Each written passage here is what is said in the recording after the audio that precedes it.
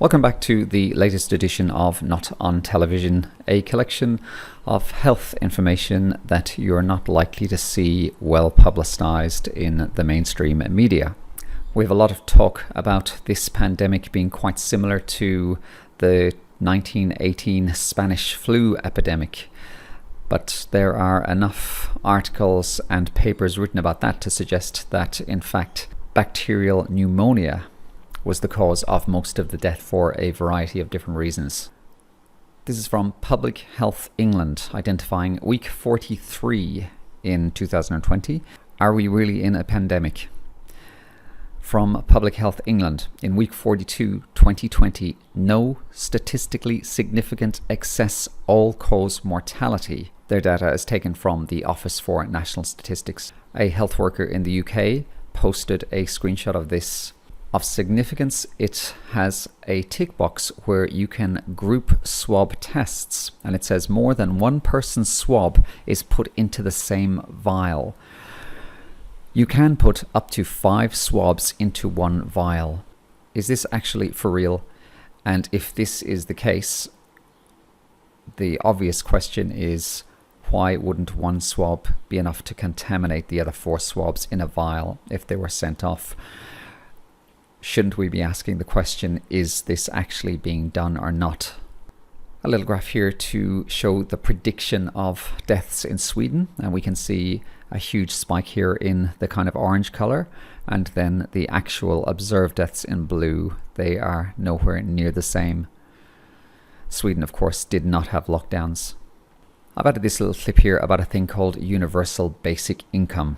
Income is the idea of giving everyone a lump sum of cash, no questions asked. For us, it's really about reconceptualizing how we think about what it means to be human. Support for this fringe idea had been growing in recent years, and then everything changed. The coronavirus is the biggest threat this country has faced for decades. Worst GDP for 300 years. That's the breaking news from the Bank of England. These are tough times, and there will be more to come. Thousands of people lost their jobs as the economy crashed because of the coronavirus pandemic, and support for a basic income increased. That it is an idea that's time has come.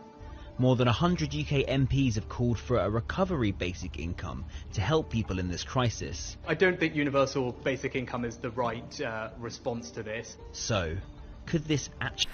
What I might say is, if you were dependent on universal basic income, imagine if you risked it being taken away because you didn't comply with certain regulations that the government put out that you did not agree with. And the other thing I might add is that money comes from somewhere. Traditionally, taxpayers always foot the bill. SAGE is an organisation which has been advising the government, and this report comes out in the Daily Mail saying that pubs and lockdowns should last for at least a month or Christmas will be cancelled. They go on to say that Tier 3 isn't working and warns a second wave death toll will top the worst case scenario at 85,000 deaths, as UK records 274 more deaths and 24,400 cases. It's important to break down these shocking headlines. We know that previous predictions were egregiously wrong. This one says the UK records 270 more deaths from what? And with COVID or of COVID? And 24,400 cases. All this means is positive test results. And at the risk of going on, we know that the PCR test is not fit for purpose. Here is a report in Sky News. And we've mentioned in previous videos something called the Great Reset. This commentator is very concerned, and I think rightly so.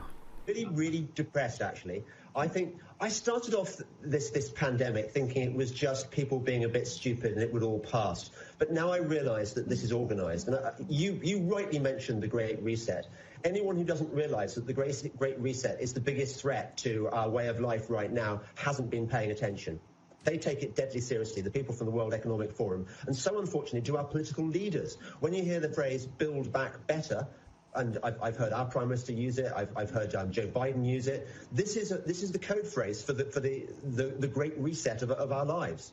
And James, the World Economic Forum have been tweeting today's consumers do not want more and better goods and services. Rather, they increasingly expect companies to contribute social welfare, etc., etc. Is this all part and parcel of it? Absolutely.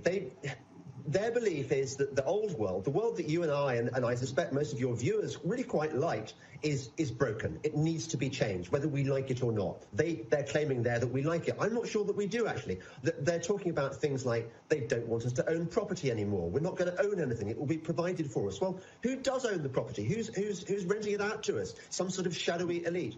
This is a takeover by the technocrats. And I urge anyone who thinks that this is a kind of conspiracy theory to do a bit of background reading. The Great Reset, the World Economic Forum, combined with UN Agenda 2030, as it's now called, is a complete transformation of our societies around the world on lines I would call communist or fascist. I mean, frankly, what's the difference? This is terrifying, much scarier than the flu, the Wu flu.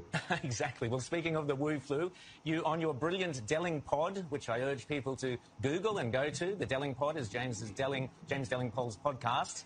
You interviewed recently Dr. Mike Yeadon, a well-respected and extremely successful biochemist, pharmacist, toxicologist there in the UK, very successful businessman, about the UK lockdown and COVID. And I urge viewers to go and listen to that. It's an hour and a bit long, but it's worth listening to. But he accuses the chief health officers of Britain of being liars and that the pandemic is over. Tell us about it, James. Yes, it's an extraordinary... And this couple of slides here show when the UK required masks. They show when Italy required masks. And then they show the graphs for when masks were required versus no masks required. The next slide shows Texas with masks and Georgia with no masks, and there is no difference. Another report here, an evidence-based scientific analysis of why masks are ineffective, unnecessary and harmful. In a previous video we talked about dentists being concerned about the huge rise in gum disease. The important thing to know is that there is debate about this. The science is not in, and enough very highly qualified professionals are very concerned about the risks and dangers with mask wearing. We've talked at length about something called the cycle threshold and about how grossly ineffective it is if it is over a certain number. And here we have Anthony Fauci himself, one of the people who's pushing mass testing, admitting that cycles over 36 are detecting dead viral debris. Again, a good question. And what is now sort of evolving into a bit of a standard that if you get a cycle threshold of 35 or more, that the chances of it being replication competent are minuscule. So that if somebody, and we have patients, and it's very frustrating for the patients as well as for the physicians. Somebody comes in and they repeat their PCR and it's like 37 cycle threshold. But you almost never can culture virus from a 37 threshold cycle. So I think if somebody does come in with 37, 38, even 36, you got to say, it's just dead nucleotides, period. Beyond this point, the tests become more and more inaccurate, and in England, in Australia, and in many other places, the cycle threshold is above 40. In fact, the inventor of this test stated that at a cycle threshold of 60, it would detect absolutely any virus it was looking for. I've asked this question before. Why is it that the demonstrations against the lockdowns seem to be getting almost no coverage? Here's one in Barcelona.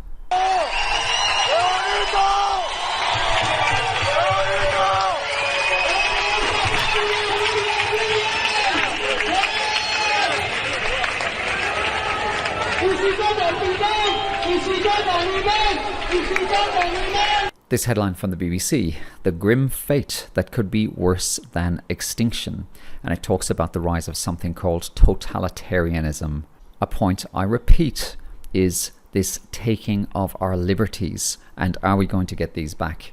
This meme says it all. The caption is, yeah, I'd like to report some people not living in fear. This is a speech given by the Prime Minister of New Zealand, And I think it's quite ironic that prior to her getting re-elected, she's talking about a situation where people are allowed to debate.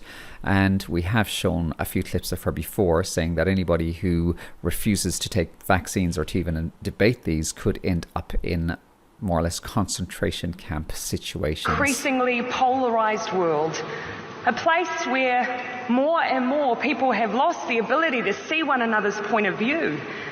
I hope that this election, New Zealand has shown that this is not who we are, that as a nation we can listen and we can debate. After all, we are too small to lose sight of other people's perspective. Elections aren't always great at bringing people together, but they also don't need to tear one another apart.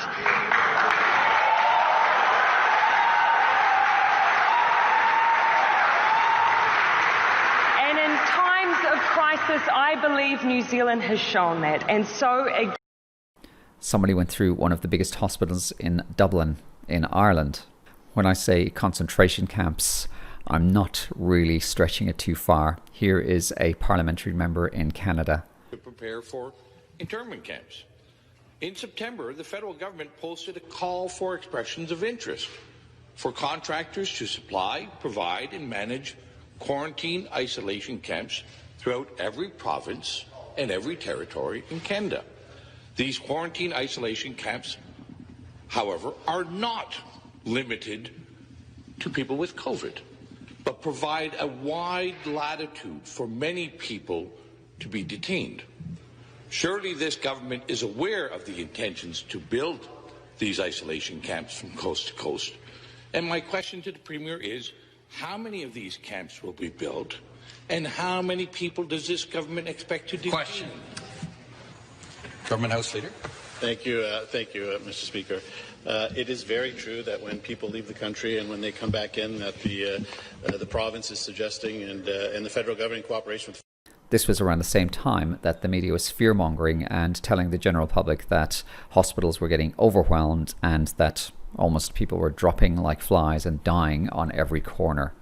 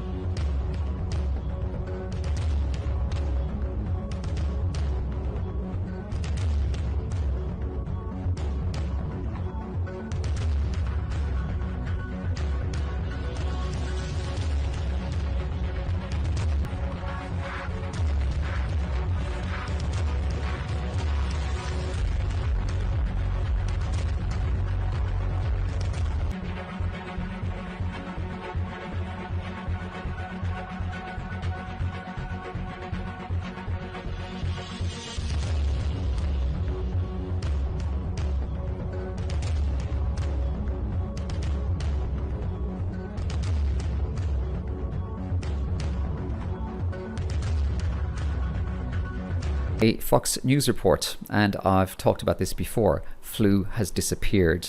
Flu cases gone. Now, according to the latest CDC report, only 61 flu cases have been reported by labs over the last 2 weeks. What? This time last year, there were 1,251 confirmed cases. So gosh, that's a 95% decrease. And that's just the United States. The WHO reports that flu cases have gone virtually undetected globally since April. My next guest says if this trend holds, it could change the COVID calculus. Joining me now, Phil Kerpen, president of the Committee to Unleash Prosperity. Phil, some global estimates show a pretty significant drop. What have you found? Well, it's pretty remarkable, Laura. When the COVID epidemic takes hold and takes off in a particular geographic area, flu plummets. And I don't know if that's because the non-pharmaceutical interventions, the school closures and the shutdowns and the other things are more effective for flu than they are for COVID. I don't know if it's because the virus itself has viral interference and maybe a mucosal response that blocks flu. I think there are a lot of unanswered questions about how or why this happens, but we're now seeing it in country after country after country, including right here in the United States, where we're a couple weeks into the flu season and it just hasn't shown up yet. And Biden, Phil, is claiming that COVID will end up being deadlier than any U.S. war. In the next several months, there'll be over 200,000 additional deaths. That'll be in 1 year, 400,000 Americans will have died.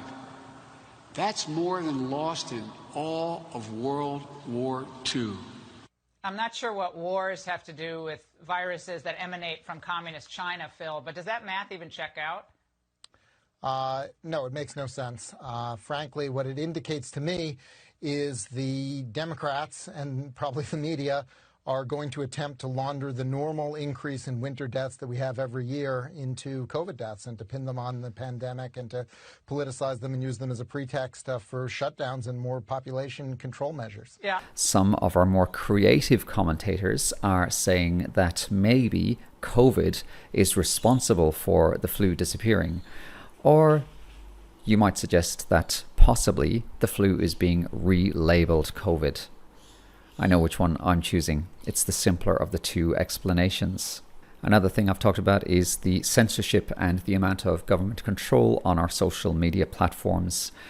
This little clip talks about how the CIA use Facebook for a lot of their information, and there are actually some suggestions that the CIA created Facebook initially to do exactly that. According to Department of Homeland Security reports, Facebook has replaced almost every other CIA information gathering program since it was launched in 2004.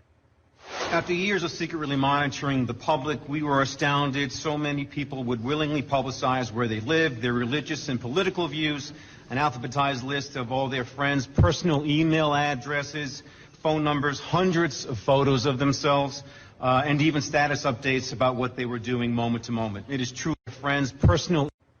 After years of secretly monitoring the public, we were astounded so many people would willingly publicize where they live, their religious and political views, an alphabetized list of all their friends' personal email addresses, phone numbers, hundreds of photos of themselves, and even status updates about what they were doing moment to moment. It is truly a dream come true for the CIA. Much of the credit belongs to CIA agent Mark Zuckerberg, who runs the day-to-day Facebook operation for the and even status updates about what they were doing moment to moment. It is truly a dream come true for the CIA. Much of the credit belongs to CIA agent Mark Zuckerberg, who runs the day-to-day Facebook operation for the agency. The decorated agent, codenamed the Overlord, was recently awarded the prestigious Medal of Intelligence Commendation for his work with the Facebook program, which he has called, quote, the single most powerful tool for population control ever created. Other features, such as the suggested friends window, have been instrumental in allowing government agents to infiltrate deeper into the friend networks of suspected dissidents. And my concern might be, at what point does speaking out against certain narratives being delivered by governments be considered being a dissident? And what could governments do to you or to anybody else to persecute you if you were considered a dissident? So how might politics link up with maybe misinformation we are getting from government sources? This is a quite new politician on the scene in Australia, and he talks about something which is not well publicized, but is on record, and it is a suppression order against some of the biggest names in the country, identifying them as pedophiles. Have a listen to what he's got to say. And she's a diminutive individual, but she's very feisty. And she pulled up, Kevin, and said, what's your opinion on the 90-year suppression order on the 28 VIP pedophiles? No, she did not. She did. Are you kidding me? No, she's good. She's solid. Jeez. And apparently his face dropped. He had a look of horror, absolute horror on his face. He shepherded her off to one side and said, I don't believe in conspiracy theories. I don't believe in conspiracy theories. It's a conspiracy theory. And she pressed him, and then I believe it was the actual candidate, then in a very unfriendly tone, let's say, suggested she should just back off. So there you go. So we have, in my opinion, this bloated psychopath, Kevin Rudd, helping Labor Party get into Nicklin. So Nicklin voters, there's a little insight for you if you're interested. Is it a far stretch to think that if politicians are controlled like this, they may action draconian orders if there are bigger motives behind? I am suggesting in particular that this is a very political virus. When you see the police ignoring everybody except somebody who is waving a flag and then arresting them under coronavirus policy, you have to wonder what's going on.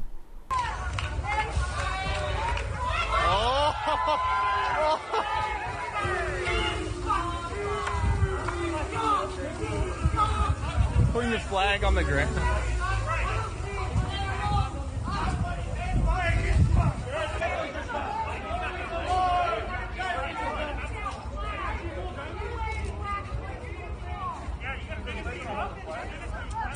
There is a fair bit of resistance around, and this headline reads, "Court overturns order to shut bars and restaurants in Berlin at 11 p.m.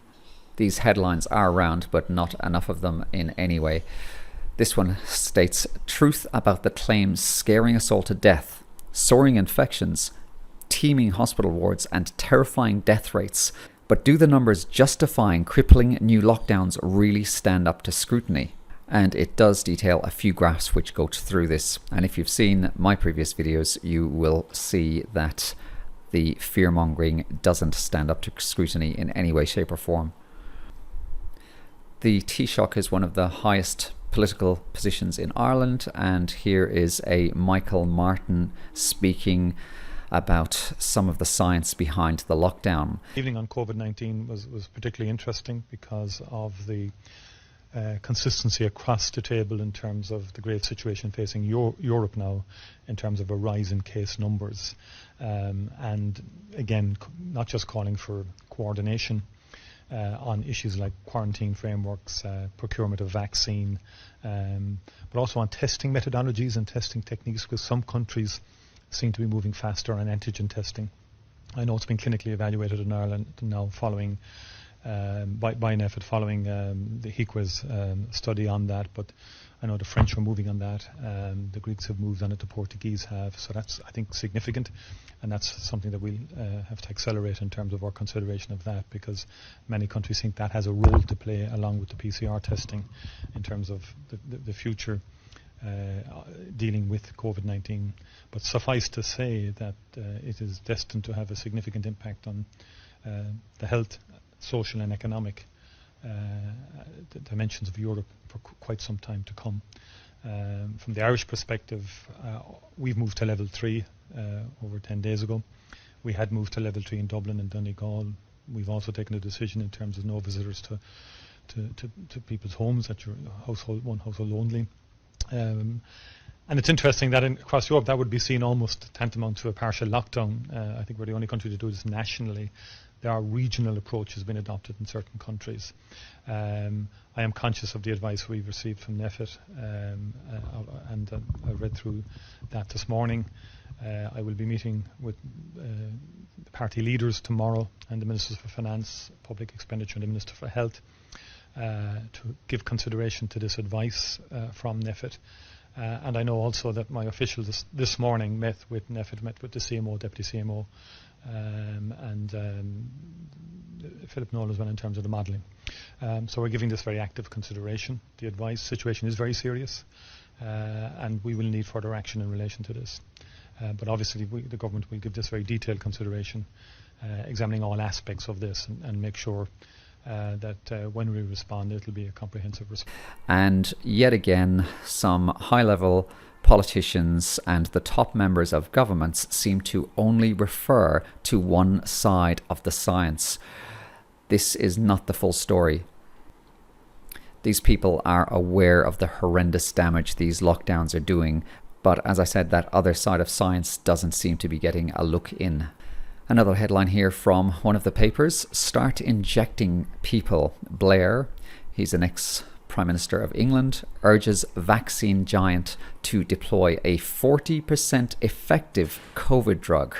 Have a think about that for a second. A 40% effective COVID drug for a virus which barely kills anybody under a certain age.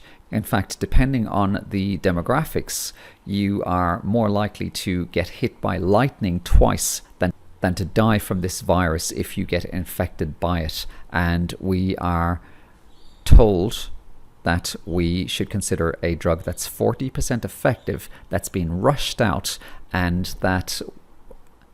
one that we don't know if there are going to be any long-term effects with. You can guess my answer to that. Another headline, researchers surprised to find 20% of Chicagoans tested for coronavirus antibodies were positive. The abstract talks about a couple of errors. The first one, assuming that 100% of the population was susceptible to the virus and that no pre-existing immunity existed. The second error, the belief that the percentage of the population that has been infected can be determined by surveying what fraction of the population has antibodies. And this casts doubt on the decisions that SAGE is making. And remember, SAGE are the organization that are advising the government on policies. It just seems that they are clueless and the governments are listening. We talk about our civil rights. This headline, Moment, police break up London wedding attended by 100 people, leaving the venue owner facing £10,000 fine for dangerous and foolish breach. For some reason, the virus doesn't like weddings and religious gatherings, but 100 people in a large supermarket like Costco or Walmart or any number of huge venues, it seems to be okay. One of the things that I notice is that when it comes to large multi-corporate industries, they seem to be allowed to do what they want, but when it comes to small gatherings that affect communities drastically, then the rules seem to be a little bit different. Another headline in the Daily Mail, heart attacks and strokes have killed hundreds more under 65s than normal since the start of the COVID crisis, a study claims. And there's a breakdown in here of the graphs showing exactly that. And this is something I've been very upset about since this whole crisis began, is the fact that we don't see these little ticker boxes in the corner of our televisions moving up and up with all these excess deaths related because of the impositions being imposed on medical treatment. COVID is deadly, but it's not this virus, it's the policies that are being put in place that are indirectly killing people. This headline talks about a scientist and reads as follows. Yale scientist, Fauci in bed with forces, decisions not based on science, killing Americans. Why is no one investigating this man? This refers to a Professor Harvey Risch, who is a professor of epidemiology at Yale. He's published over 300 papers in his career that spans 40 decades, and he calls out much of Fauci's decisions. In fact, I am reluctant to use the term doctor with this guy because of his huge, sinister conflicts of interest and the way he's handled many previous public pandemics, for want of a better word. And I actually think that this person should be in jail. Risch specifically claims that Fauci and the FDA have caused the deaths of hundreds of thousands of Americans who could have been saved by a particular drug, and I fully agree with what he's saying. We have some people who are concerned about Wi-Fi and they're being called crazy conspirators. Well, look at this little experiment that was carried out by a teacher and his students. You're a scientist here. This is like a sort of experiment that it's really hard to find anything like it. So this is like pretty groundbreaking stuff. We're going to grow some plants inside of there. One of them without Wi-Fi signal, one of them with Wi-Fi signal. They're called Faraday cages. So one of them will be putting out radiation where the other one is not going to be doing that. I don't think anything's going to happen. I don't really know. I don't know, because it's just like this plastic thing with technology in it. But like, we don't know if that will affect the plant. I don't really feel like radiation affects me in any way, so I don't feel like it's going to affect another living thing like a plant. Have you done this experiment before, or is this new? We have seen an experiment using cress seeds and radiation, but never as controlled as this one, as far as I know. Oh, okay. Yeah, full send.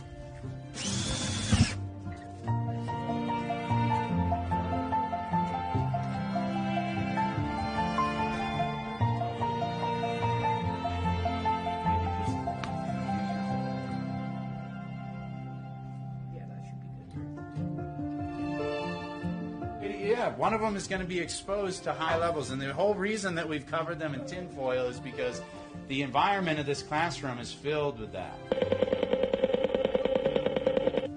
Right, so we had to try to isolate the plants inside of there and not let the Wi-Fi get in there. I don't really know if it'll affect anything because, like, I grow plants in my, like, I have Wi-Fi in my house and I grow plants all the time and they grow fine. It's gonna die. You think so? Yeah.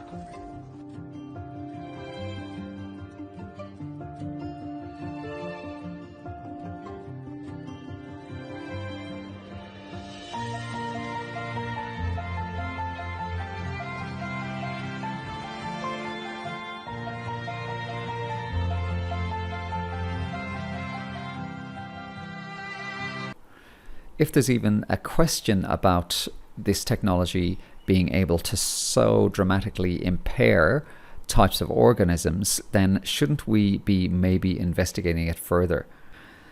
And we have more headlines like this. Coronavirus symptoms. Man reports permanent loss of hearing.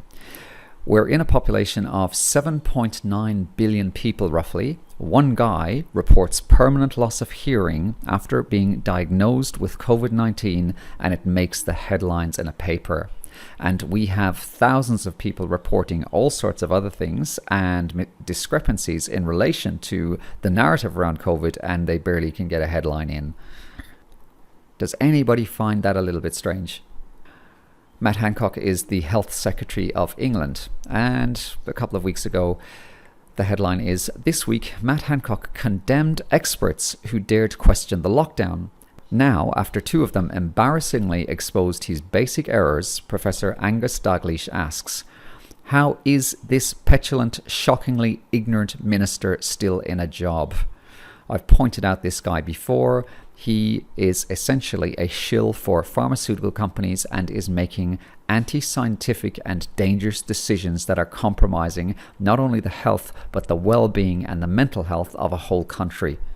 And we don't hear about the other side of the story. We have Delaware, we have a good few different European countries, and we have Alberta. Here's what one of the parliamentary members for Alberta says. We're not going to enforce our way out of this. And Alberta has done it extremely well on a global scale by taking a lighter approach to restrictions than many other jurisdictions that had vast lockdowns and aggressive enforcement and micromanaging people's lives. Many of those jurisdictions have seen much higher levels of infections and fatalities than Alberta has. And I want, as much as humanly possible, us to maintain our approach, which is focused on people exercising personal responsibility. Because, as Dr. Hinshaw has pointed out, and as have I, for every public health restriction, there are negative and sometimes devastating broader social, economic, and health consequences. I think in the COVID debate, there have been some narrowly and kind of myopically focused only on limiting the spread. We have to look at all of the other considerations. Stats Can reported in the second quarter of this year an estimate of 450, what they called, quotes, excess deaths above and beyond the average number for that period of the year. We're doing a deep dive into figuring out what is the cause of those. Are they related to delayed surgeries? Are they related to people who didn't come to hospital because of COVID fear or COVID restrictions? We've been tracking very closely non-COVID related health data. Thankfully, we have not seen an increase in suicides for the first 6 months of the COVID period in Alberta, but that there may be a delayed action in terms of the mental health impact. We've certainly seen a catastrophic result in opiate overdose deaths, with over 400 Albertans this year having passed away from opioid overdoses versus under 300 COVID-related deaths. So we are focused on the health of the broader health, physical, mental, social, and economic, and that's why our focus, as much as possible, will continue to be on encouraging people to exercise responsibility rather than micromanaging. A headline in a publication called UK Column, COVID-19, the data exposing the deception. In the article, there is a great breakdown of the statistics showing that a lockdown is not merited. A peer-reviewed article in the JAMA called The Toll of COVID-19 from October 12th, 2020.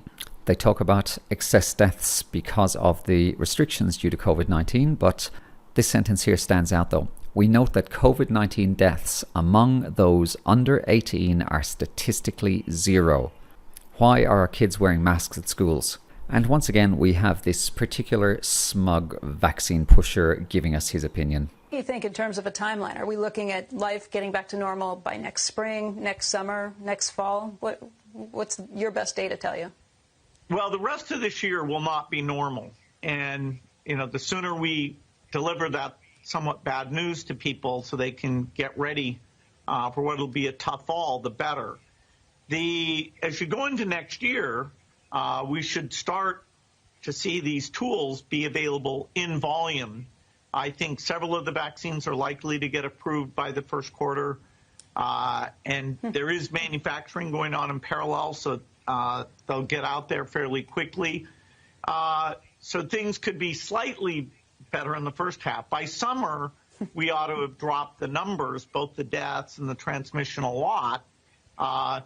We won't be totally back to normal until we've basically eliminated this on a global basis, because even countries that had competent responses, like South Korea, Australia, they still see, infections coming back from time to time. And so they're having to maintain some unnatural measures and not have as many public gatherings as we had before the pandemic hit. So really two milestones. One is when we get a lot of Americans vaccinated, which can be by next summer. And the second is when we really address globally the case transmission and bring it down to... We talked about how Anthony Fauci was replaced by Scott Atlas in the White House. Here's what he has to say. On that, we're joined by White House COVID advisor, Dr. Scott Atlas, who was just dubbed the anti-lockdown coronavirus advisor by the esteemed journal Business Insider. Dr. Atlas, you've just risen in my estimation, if that's even possible, but that nickname. You've said that the president's diagnosis will not change how the White House tackles the pandemic. Why is that? Thanks for having me, Laura. Well, of course it won't change. Obviously, the strategy is the same, and the president articulated this presciently, really, in the third week of March when he said that the cure cannot be worse than the problem. And so the strategy is highly aggressive, targeted protection of the vulnerable and opening up schools and society, because he early on recognized that the policy that many of the public health officials espouse and many of our governors espouse, which is stopping COVID-19 at all costs, is very destructive, because as we've learned all over the world, the prolonged lockdown is super harmful. We just had a study come out yesterday which showed that 46% of the top 6 cancers went undiagnosed during the first 3 months of this lockdown. And what that means is more than half of breast cancers, by the way. This is just the tip of the iceberg. It's not just that hospitals were closed, it's that there was fear instilled, sort of a frenzy of fear in the American public and all over the world. And so what we see are 650,000 people that were on chemotherapy. Half didn't get their chemo. We had 2/3 of cancer screenings not get done. Half of childhood immunizations weren't getting done. And the other impacts are even more harmful. 25% of kids in the United States 18 to 24, 1/4, had suicidal ideation during the month of June.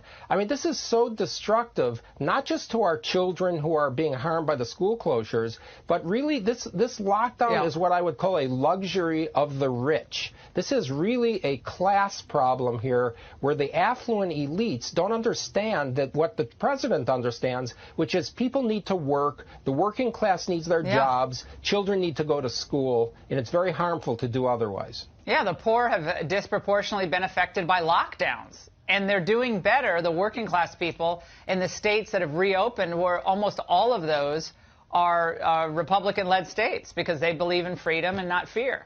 By the way, Dr. Atlas, I have to talk about part of what Joe Biden said today in his Gettysburg Address about how he would tackle COVID. Watch. Let's just set partisanship aside. Let's end the politics and follow the science. Wearing a mask is not a political statement. It's a scientific recommendation. We can have a national strategy that will make it possible for our schools and businesses to open safely. Dr. Atlas, when he says national strategy, what does he really mean there? Well, I cannot speak for Mr. Biden, but I can say this, that there is a complete fallacy that President Trump is not following the science. President Trump follows the science. He listens to people both inside government, public health officials, and he also gets information from the actual academic scientists, medical scientists, epidemiologists from places like Harvard and Stanford and Oxford, top people in the world. And these people actually agree very much with his strategy. Protect the vulnerable as much as you can and open up because of the harms of that. This is a national strategy. The president articulated, he says it all the time, and in the meantime, he's doing a lot of great things like he showed actually as a patient recently, like Operation Warp Speed with new drug development, facilitating the record timing of a safe and effective vaccine that we anticipate very soon. And, the hospitalizations have gone way down. Hospitalizations are way down. Deaths are way down. That's all good news. And the media just refused to report it. They just will not report it because we're going to kill the country off to make sure we have not a single person infected with the virus in the United States. That's their plan. Biden's plan are rolling lockdowns because his advisors have already said that's what we should have done initially, is to keep it going. But I have to ask you about this because when we see the president come on the balcony and he takes his mask off to do that, video, which was, a lot of people love the video. He just got reamed by all the COVID panic squad in the media saying he's a walking vector of disease and a cloud of contagion in the White House and people are dropping like flies. What is your response on the specific issue of the symbol of the mask and the president taking it off?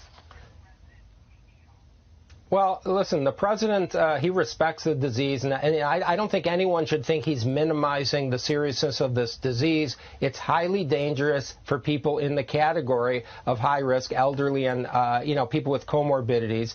But, he's, we're all thrilled, actually, how well he's doing. I saw him, actually, earlier this evening.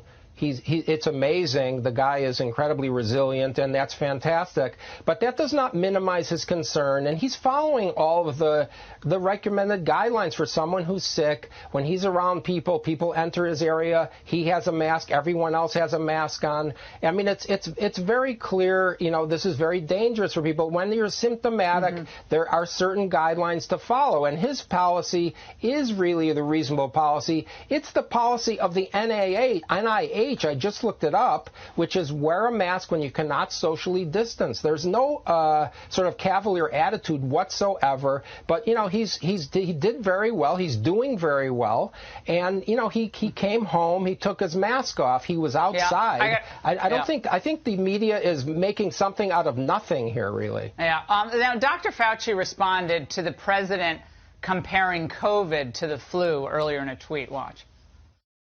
The numbers speak for themselves. This is not a trivial disease. You don't get a pandemic that kills 1 million people, and it isn't even over yet with influenza. And big tech, Dr. Atlas, is once again trying to silence the president. NPR reporting that Facebook, Twitter take action against Trump falsely claims that the flu is deadlier than COVID-19. But check this out. We did this research ourselves tonight. For those 24 and under, it's actually less deadly. The COVID is less deadly than the flu. Look at the numbers. 434 for those ages 0 to 18, that's the flu, and 429 COVID deaths going all the way up to 24. So he was right in that key age group that is trying to go back to school and college and so forth. So we are keeping kids out of school for a disease that is less deadly than the flu. That is correct according to the CDC numbers, correct? Well, I mean, it's not just correct according to CDC. There's no question that the president was talking about in some populations, and he's talking about the younger people, children. The COVID-19 is less dangerous than seasonal flu. That's on the basis of deaths. It's on the basis of hospitalizations. It's been stated exactly that by a journal, JAMA Pediatrics. This is not really, arguable. Right. And they're trying to, again, make something that he really didn't mean. What he's saying is that in certain populations, it's less dangerous than the flu. Well, and that's he's a big talking about population. Kids, and that's just scientifically factual. So I just want everyone to understand this tonight. We got to roll, Dr. Alice. Thank you so much. But I want people to understand this. Twitter and Facebook are censoring the President of the United States under false pretenses. The facts are against them. The flu for that population, the younger people, is more deadly than COVID. Period. Those are the stats. And when we have Twitter fact-checking like this, maybe we have to just wonder about the validity of these fact-checkers. A picture from a newspaper here, how infections have risen in areas under local lockdown. And what's quite ironic is that the lockdowns, if you have a close look, the towns that locked down later have better results than the towns that locked down earlier. Lockdowns do not work. A graph here from September 2020 of Canadian statistics. And regularly there are flu numbers of anything from 12 to 20,000 and in fact sometimes near 30,000 from 2020 to 2021. So in other words, this year the total number of flus is 6. There have been quite a few reports coming out from a number of places in Italy, including Venice, where citizens are very upset about the state of oppression and chant freedom, freedom, freedom.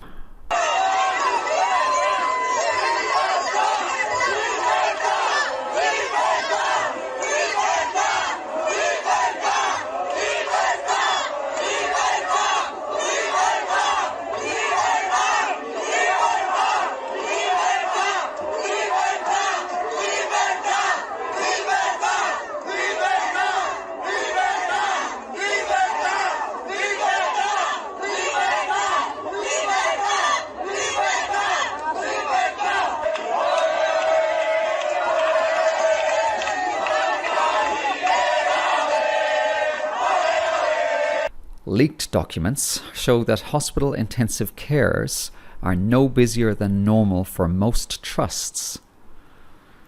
This was reported by The Telegraph. We have to question why these documents are leaked and why this information isn't being broadcast and celebrated.